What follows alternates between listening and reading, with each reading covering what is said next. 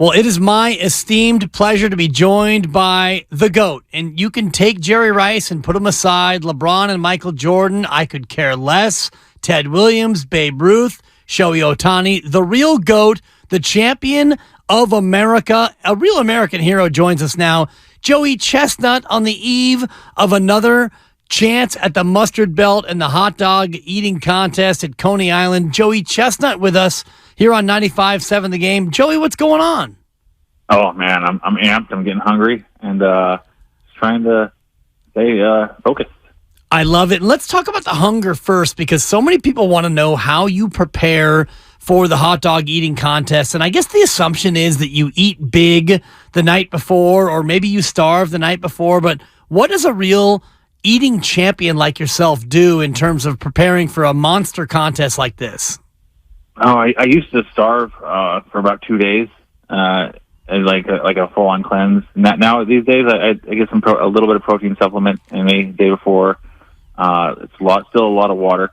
I'm drinking water a gallon and a half, probably in about a minute and 20 seconds. So the day before, I do that once. Day of the contest, tomorrow, I'll be at 5 a.m. I'll do a gallon of water, and hopefully under 15 seconds.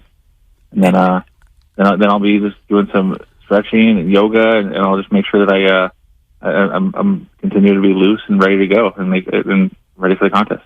A gallon and a half is a ton. I mean, most of us try to get through a gallon over the course of a day. So you'll do a gallon and a half in a minute or so. And is that just to try to get your stomach ready to be able to stretch out to ingest 70 plus hot dogs and buns in 10 minutes? Well, it's a couple things. While I'm drinking, I'm counting the gulps. So I'm stretching the muscles in my throat and my esophagus, and making sure that those muscles are strong and loose. Also, when you stop eating food, solid food, everybody knows that your stomach kind of feels like it shrinks, but it's not really shrinking. It's the muscles around your stomach.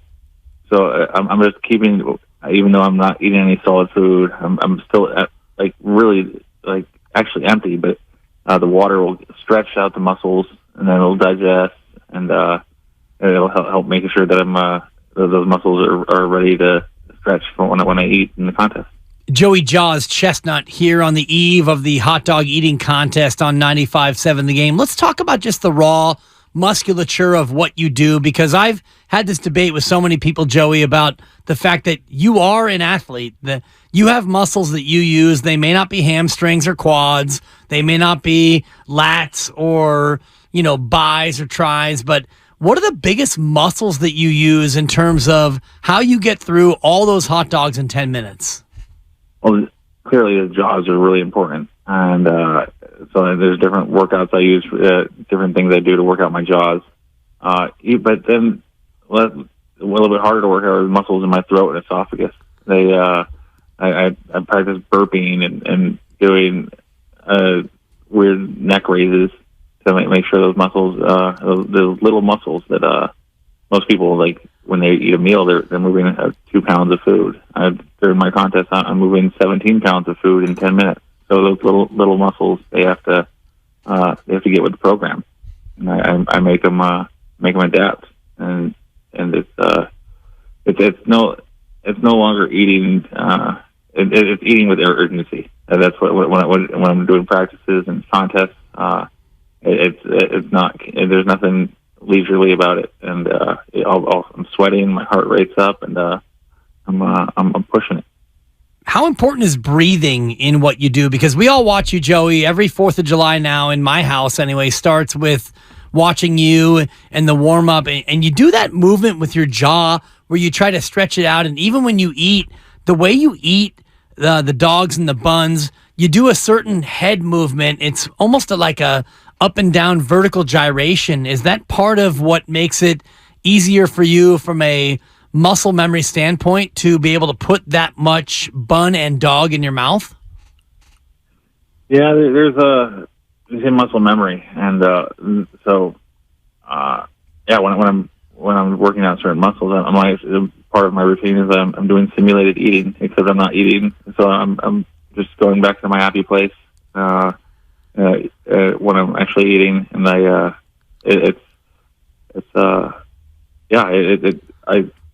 the way I swallow, or like the way I eat it. It's all practice, and it's great when sometimes I go through a contest and I don't even think about it. Other times I get flustered and little things happen, and I have to go back and find the rhythm and just to get through it. But I'm hoping to find my happy place early on in the contest, and the time it's going to be, I'll teleport into 78 hot dogs. Joey Jaws Chestnut here on 95.7 The Game, going for yellow mustard belt number 16. And, Joey, when you talk about your happy place, what does that look like for you? Because, you're up on that stage and there are 20,000 or so people at Surf and Stillwell, national TV audience. I mean, this is the major. This is the Super Bowl of competitive eating. How do you find your way into that happy place year in and year out? You've won 15 of the last 16 belts. Oh yeah, you mentioned breathing earlier, and so the happy place is I'm amped up, but also calm at the same time, and I sneak in my breath through my nose, and it's staying calm and never not forgetting to hold my breath, and just getting in that rhythm, and if I'm in that rhythm, I'm comfortable, and whatever. It's easy for me to ignore any feelings, whether I feel tired. I know I'm not that tired. I can keep pushing through the 10 minutes. If I feel full, I know I'm not that full. I know I've eaten more before, and I can keep pushing. So it's when I'm in the happy place, I'm just push it. Joey Chestnut here on 95.7 The Game. Your happy place seems to be July 4th on Coney Island, Surf and Stillwell. What's left for you, though, Joey, in terms of this contest? Because it feels like there aren't that many challengers out there who can really push you. Are you looking at 80 hot dogs and buns as maybe setting a mark that cannot be touched? Or what's the end game for you in terms of how you want to leave your legacy as the greatest eater of all time? Oh, I don't know. It's looking at the end is I'm right now. I'm thinking about even next year. Thinking like, oh my God, next year I'm comparing my notes, looking at my notes from practices, and saying, oh, next year I should do this. So I'm not looking at an end. I'm looking to have fun. And eating's fun for me. Competition's fun. My manager, we've been talking to Kobayashi, and we'll see if we can put something together. It'd be great to go to Japan, eat against him, do some food contests, eating contests other places, and I'm in a really good place. I'm just happy and healthy, and I'm just I hope I keep kicking butt. I mean, you got to think about Tom Brady in terms of how long he was the greatest of all time, and Barry Bonds played well into his 40s, and now you're coming up on your 40th birthday. Do you see a last hurrah against Kobayashi as maybe the final unchecked box? And I know you've already beaten Kobayashi. He had your number early on, but then you got over at the hot dog contest on Kobayashi. Do you feel like that would be a nice way to kind of close the final chapter on your eating career, or do you see yourself eating well into your 40s and maybe into your early 50s? I don't. Well, I definitely probably not the 50s, but when you say eating into the 50s, I hope I'm eating. If I'm not eating, I'll be dead. But that's a good point. Competitive eating is a different story. But I'm gonna. I think Tom Brady was 45. I got a ways to go, and I feel like, when I was younger, I took a lot of my ability for granted, and I didn't work very hard at maintaining my health. And now I'm a little bit older. I had the injury last year, so I'm putting a little bit more work into being physically fit. So even though I'm older, I'm I guess more able-bodied. So I'm able to push myself harder, and I feel like this is going to go a little bit longer, and how long I don't know, but I'm just taking a day at a time, or contest at a time. I love it, but it's Joey Chestnut here on 95.7 The Game. Before I ask you about the aftermath, which is the question that everybody has post-contest, I want to ask you about the scientific question about nature versus nurture. Did you become a great, elite, the best of all time competitive eater based on your own genetic ability, or was it something that you actually trained for and were able to develop over time? And when did you discover that you were a better eater in terms of eating better than any other person? Well, most people will say that it's a combination of both. Naturally, I'm a fast eater, but when I started eating, my first contest was I did 20 and a half hot dogs, and that's the most I could do, and I was full. And now through nurture and training, and pushing myself and getting my mind keeping my mind in the right place, and competition, I feel the same kind of full feeling when I eat 75, 76 hot dogs, 77. So I think anybody who pushes themselves, you have to. You're not just born that way. You have to train. Just a couple more here with Joey Chestnut here on 95.7 The Game. We do appreciate your time, Joey, on the eve of the Super Bowl of competitive eating. When it comes to competitive eating, is there a food that you look forward to more than any other food as far as wanting to eat in mass quantities?